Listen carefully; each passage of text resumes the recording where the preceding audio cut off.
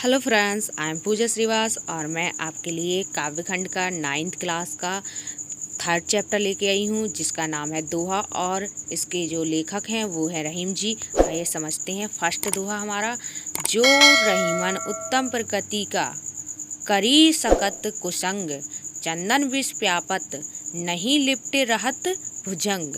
संदर्भ, प्रस्तुत दोहा हमारी पाठ्य पुस्तक के काव्यखंड के अंतर्गत दोहा शीर्षक से उद्धृत है। यह कविवर रहीम द्वारा रचित रहीम ग्रंथावली से लिया गया है। प्रसंग, प्रस्तुत दोहे में कवि ने श्रेष्ठ व्यक्तियों के स्वभाव, उत्तम प्रकृति तथा चरित्र की दृढ़ता का वर्णन किया है। व्याख्या, कविवर रहीम कहते हैं कि जो मनुष्य उत्तम स्वभाव एवं श्रेष्ठ चरित्र वाले होते हैं, बुरी संगति में रहने पर भी उन पर कुसंगति का प्रभाव नहीं पड़ता। जिस प्रकार चंदन के वृक्ष पर अनेक सर्प लिपटे होने पर भी चंदन के वृक्ष पर विष का कोई प्रभाव नहीं पड़ता, ठीक उसी प्रकार उत्तम स्वभाव वाले व्यक्तियों पर भी कुसंगति का प्रभाव नहीं पड़ता। काव्यगत सौंदर्य, भाषा ब्रज, शैली मुक्तक तथा उपदेशात्मक, रस शांत, गुण प्रसाद, छंद दोहा, शब्द शक्ति, अभिधा। अलंकार, अनुप्रास अलंकार का करी और विश्व व्यापक में अनुप्रास अलंकार है, क्योंकि यहाँ क्रमशः का और वा वर्ण की आवृत्ति हुई है। उदाहरण अलंकार, उपरोक्त पद्यांश में सज्जन व्यक्तियों के चरित्र की तुलना चंदन और सांप के उदाहरण द्वारा की गई है, इसलिए यहाँ उदाहरण अलंकार है। दोहा नंबर 2, रहीमन प्रति सराही मिले होत रंग दून। रहीमन प्रति सराही मिले होत रंग दून, ज्यों जर्दी हरदी ताजे ताजे सफेदी चून। पूर्वत प्रसंग, प्रस्तुत दोहे में कवि ने सच्चे प्रेम के प्रभाव का वर्णन किया है। व्याख्या, कविवर रहीम कहते हैं कि हमें सच्चे प्रेम के ऐसे स्वभाव की सराहना करनी चाहिए जिसमें दो लोगों के परस्पर मिलने पर प्रेम का रंग दोगुना हो जाता है। जैसे कि हल्दी और चूने को मिलाने पर हल्दी अपना पीला रंग तथा चूना अपना सफ़ेद रंग त्याग कर आपस में मिलने के बाद लाल रंग में परिवर्तित हो जाते हैं। सच्चा प्रेम भी ऐसा ही होता है जिसमें दोनों प्रेमी अपने अलग अलग अस्तित्व को भुलाकर एक दूसरे में समाहित हो जाते हैं, अर्थात एक रूप हो जाते हैं। काव्यगत सौंदर्य, भाषा ब्रज, शैली मुक्तक, गुण प्रसाद, रस शांत, छंद दोहा। अलंकार, उदाहरण अलंकार, उपरोक्त दोहा में ज्यों शब्द के द्वारा सच्चे प्रेम की तुलना हल्दी और चूने के परस्पर मिलने से की गई है। अनुप्रास अलंकार, जर्दी हरदी में रा और दा वर्ण की आवृत्ति होने के कारण अनुप्रास अलंकार है। भाव सभ्य, कबीर ने भी प्रेम के ऐसे ही स्वरूप का चित्रण किया है। प्रेम गली अति सक्रियता में दो ना समाही। दोहा नंबर 3, टूटे सुजन मनाई ज्यों टूटे सौवार, रहीमन फिरी फिरी पोई टूटे मुक्तक हार। टूटे सुजन मनाई ज्यों टूटे सौवार, रहीमन फिरी फिरी पोई टूटे मुक्तक हार। संदर्भ, पूर्वत प्रसंग, प्रस्तुत दोहे में कवि ने बताया है कि श्रेष्ठ जनों को रुष्ट नहीं करना चाहिए, अर्थात सज्जनों के महत्व को दर्शाया गया है। व्याख्या, कविवर रहीम कहते हैं कि यदि कोई सज्जन हमसे 100 बार भी रूठ जाए तो उसे 100 बार ही मना लेना चाहिए। जिस प्रकार मोतियों की माला टूट जाने पर उसे बार बार पिरोया जाता है, ठीक उसी प्रकार सज्जनों को भी बार बार मना लेना चाहिए, क्योंकि वे हमारे जीवन में मोतियों की भांति ही मूल्यवान होते हैं। काव्यगत सौंदर्य, भाषा ब्रज, शैली मुक्तक, गुण प्रसाद, रस शांत, छंद दोहा।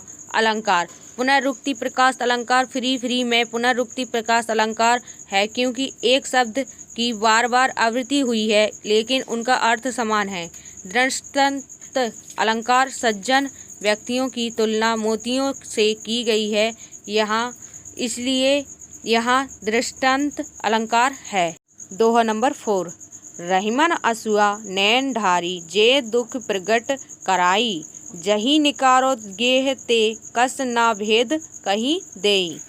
संदर्भ पूर्वत प्रसंग प्रस्तुत दोहे में कवि ने बताया है कि यदि किसी व्यक्ति को घर से निकाल दिया जाए तो वह घर के भेद खोल देता है। व्याख्या कविवर रहीम कहते हैं कि जिस प्रकार आँख रूपी घर से निकलने पर आंसू हृदय के सारे भाव प्रकट कर देते हैं, अर्थात हृदय के दुख का भेद खोल देते हैं, ठीक उसी प्रकार यदि किसी व्यक्ति को घर से निकाल दिया जाए तो वह घर के सारे भेद बाहर खोल देता है। काव्यगत सौंदर्य भाषा ब्रज, शैली मुक्तक, गुण प्रसाद, रस शांत, छंद दोहा, शब्द शक्ति, अविदा व लक्षणा। अलंकार मानवीकरण अलंकार यहाँ आंसुओं की तुलना मानव से की गई है, इसलिए उपरोक्त पद्यांश में मानवीकरण अलंकार है। दोहा नंबर 5। कहीं रहीम संपत्ति सगे बनत बहुत बहु रीत, विपत्ति कसौटी जे कासे तेहि सच्चे मीत। संदर्भ पूर्वत प्रसंग प्रस्तुत दोहे में कवि ने सच्चे मित्र के लक्षण बताए हैं। व्याख्या कविवर रहीम कहते हैं कि धनवान होने पर तो अनेक लोग तथा सगे संबंधी मित्र बन जाते हैं, लेकिन जो विपत्ति के समय भी साथ देते हैं, अर्थात विपत्ति के समय भी सभी कसौटी पर खरे उतरते हैं, वही सच्चे मित्र होते हैं। काव्यगत सौंदर्य भाषा ब्रज, शैली मुक्तक, रस शांत, गुण प्रसाद, छंद दोहा। अलंकार अनुप्रास अलंकार दिए गए पद्यांश में बनत बहुत बहु रीत में वा वर्ण हा तथा ता वर्ण की आवृत्ति होने के कारण यहाँ अनुप्रास अलंकार है। रूपक अलंकार उपमा में उपमान का आरोप निषेध रहित होने के कारण विपत्ति कसौटी में रूपक अलंकार है। भाव सम्य गोस्वामी तुलसीदास ने भी ऐसी भाव को व्यक्त करते हुए कहा है, धीरज धर्म मित्र अरु नारी, आपत्ति काल परखिए चारी। दोहा नंबर 6। जाल परे जल जात वही तजी मिनन को मोही, रहीमन मछली नीर को ताऊ ना छोड़त छोई। संदर्भ पूर्वत प्रसंग प्रस्तुत दोहे में कवि ने मछली के माध्यम से सच्चे प्रेम के स्वभाव का वर्णन किया गया है। व्याख्या कविवर रहीम कहते हैं कि मछुआरे द्वारा जल में जाल डालने पर जल तो मछलियों के मुंह को छोड़कर आगे निकल जाता है, लेकिन मछलियां जल के प्रति अपने मोह अथवा प्रेम को नहीं छोड़ पाती हैं। जल का साथ छूटने पर वह अपने प्राण त्याग देती हैं, अर्थात सच्चे प्रेमी कभी अपने साथी का साथ नहीं छोड़ते, इसके लिए चाहे उन्हें अपने प्राण ही क्यों न त्यागने पड़े। काव्यगत सौंदर्य रस शांत भाषा ब्रज, शैली मुक्तक, गुण प्रसाद, छंद दोहा, शब्द शक्ति, अविदा व व्यंजना। अलंकार अनुप्रास अलंकार दिए गए पद्यांश में जल जात में जा वर्ण की आवृत्ति होने के कारण अनुप्रास अलंकार है। अनियुक्त अलंकार जल जात को मछली के प्रतीक के रूप में प्रयुक्त किए जाने के कारण अनियुक्त अलंकार है। दोहा नंबर 7। दिन सवन को लखत है, दिन नहीं लाखे ना कोई, जो रहीम दिन ही लखे, दिन बंधु सम होई। संदर्भ पूर्वत प्रसंग प्रस्तुत दोहे में कवि ने बताया है कि यदि मनुष्य गरीबों एवं दीन दुखियों पर दया करे तो वे ईश्वर के समान हो जाते हैं। व्याख्या कविवर रहीम कहते हैं कि दीन गरीब दुखी असमर्थ व्यक्ति अन्य समर्थ व्यक्तियों की ओर इस उम्मीद से देखते हैं कि वे लोग हम दिनों पर कृपा दृष्टि बनाए रखेंगे और हमारी सहायता करेंगे, परंतु अधिकतर लोग उन्हें अनदेखा कर उनकी कोई सहायता नहीं करते। रहीम जी कहते हैं कि जो मनुष्य दिन अर्थात गरीबों को दया दृष्टि से देखते हैं वे मनुष्य ईश्वर के समान दीन बंधु होते हैं।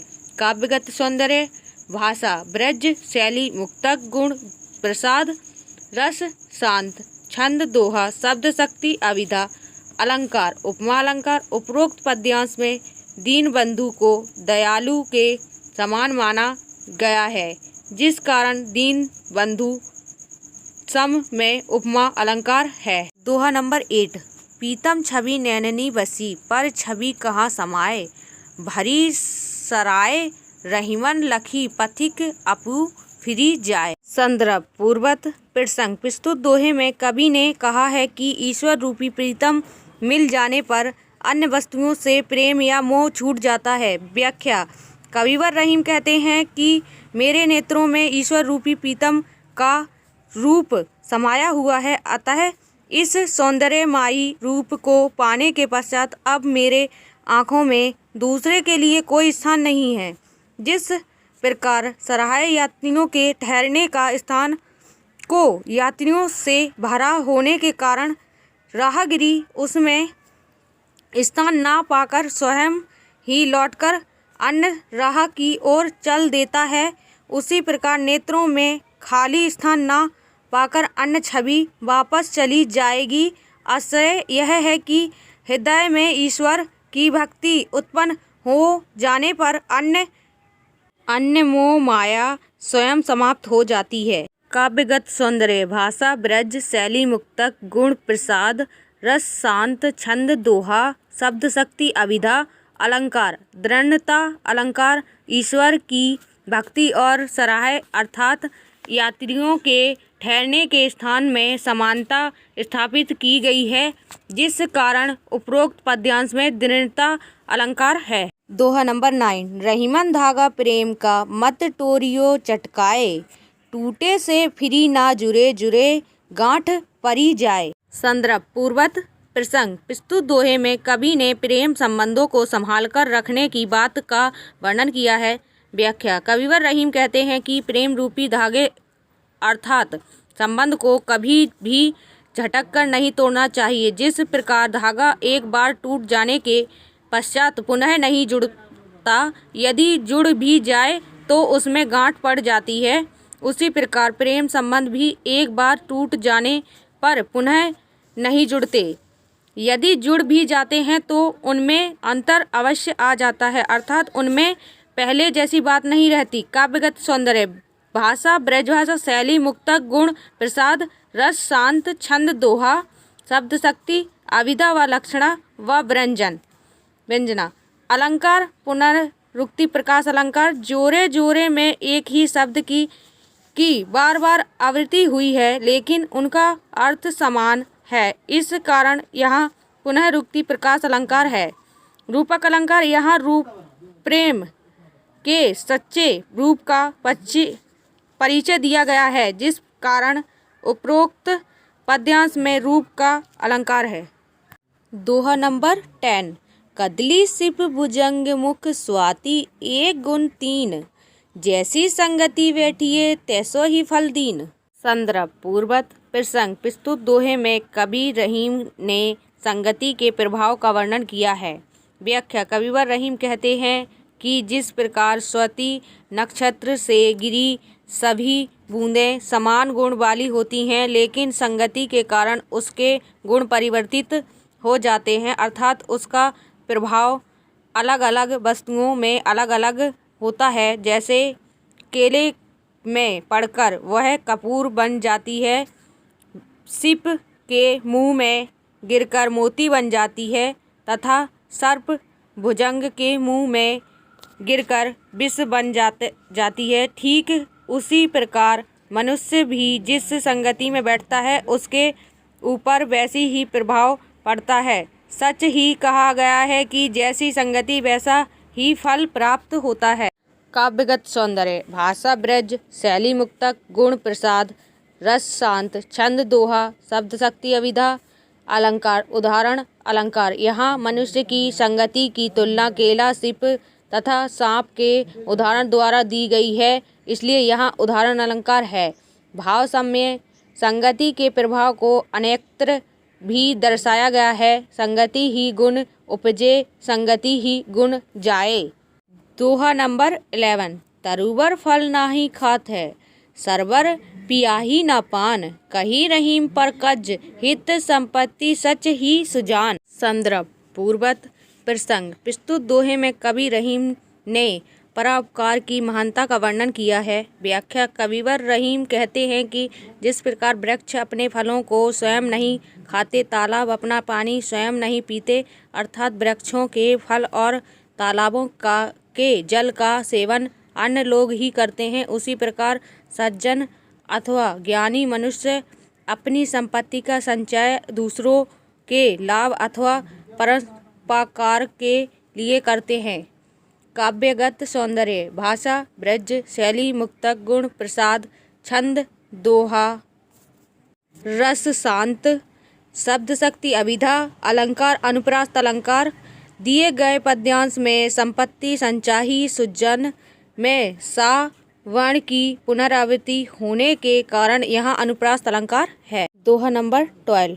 रहीमन देखिए बड़ैन को, लघु न देखिए डारी, जहाँ काम आवे सुई कहा करे तरवारी। संदर्भ। पूर्वत प्रसंग। प्रस्तुत दोहे में कवि ने बताया है कि समय व आवश्यकता अनुसार कोई भी वस्तु चाहे छोटी हो या बड़ी, उसकी अपनी महानता होती है, अतः उसकी अपेक्षा नहीं करनी चाहिए। व्याख्या। कविवर रहीम कहते हैं कि बड़ों को देखकर कभी छोटों का निरादर नहीं करना चाहिए। जिस प्रकार सुई का काम तलवार से नहीं लिया जा सकता, उसी प्रकार तलवार का काम सुई से नहीं लिया जा सकता।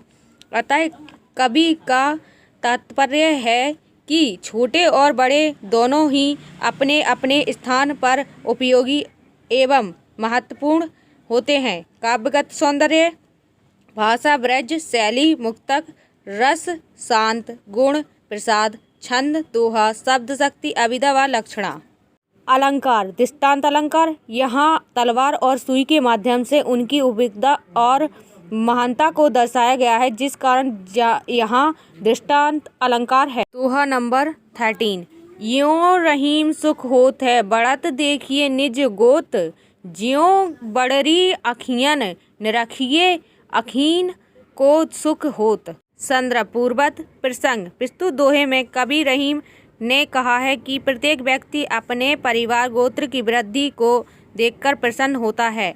व्याख्या। कविवर रहीम कहते हैं कि जिस प्रकार बड़ी बड़ी आँखों को देखकर आँखों को सुख की प्राप्ति होती है, उसी प्रकार मनुष्य को अपने परिवार गोत्र की वृद्धि देखकर अपार सुख की प्राप्ति होती है। काव्यगत सौंदर्य। भाषा, ब्रज, शैली, मुक्तक, रस, शांत, गुण, प्रसाद, छंद, दोहा, शब्द शक्ति, अभिधा व लक्षणा। अलंकार। उदाहरण अलंकार। यहाँ अपने गोत्र की उन्नति और वृद्धि की तुलना आँखों के उदाहरण द्वारा बताई गई है, इसलिए यहाँ उदाहरण अलंकार है। दोहा नंबर 14। रहीमन ओछे नयन ते, ताजो बैर अरु प्रीति, काटे चाटे सोबन के, दोहु भांति विपरीति। संदर्भ। पूर्वत प्रसंग। प्रस्तुत दोहे में कवि ने नीच एवं तुच्छ व्यक्तियों के साथ प्रेम और शत्रुता दोनों को ही कष्टदायक बताया है। व्याख्या। कविवर रहीम कहते हैं कि नीच व्यक्तियों के साथ किए गया प्रेम और शत्रुता दोनों ही कष्टकारी होते हैं। जिस प्रकार कुत्ते के चाटने से प्रेम तो प्रकट होता है, परंतु वह मनुष्य को अपवित्र कर देता है तथा काटने से पीड़ा और विष फैलता है, उसी प्रकार नीच व तुच्छ लोगों की संगति को भी त्याग देना चाहिए। काव्यगत सौंदर्य। भाषा, ब्रज, शैली, मुक्तक, रस, शांत, गुण, प्रसाद, छंद, दोहा, शब्द शक्ति, अभिधा व लक्षणा। अलंकार। दृष्टांत अलंकार। यहाँ उपरोक्त पद्यांश में कुत्ते और तुच्छ नीच मनुष्य के उपमय और उपमान संबंध को प्रस्तुत किया गया है, जिस कारण यहाँ दृष्टांत अलंकार है। भाव सम्य। ऐसी ही भाव अन्य कवि ने भी प्रकट किए हैं। जो नर नीच आहे जग में, तिनके संग प्रीति ना रारी बढ़ाओ, प्रीति में चटके वैर में डटके, काम निकारे वे क्यों हर्षाओ।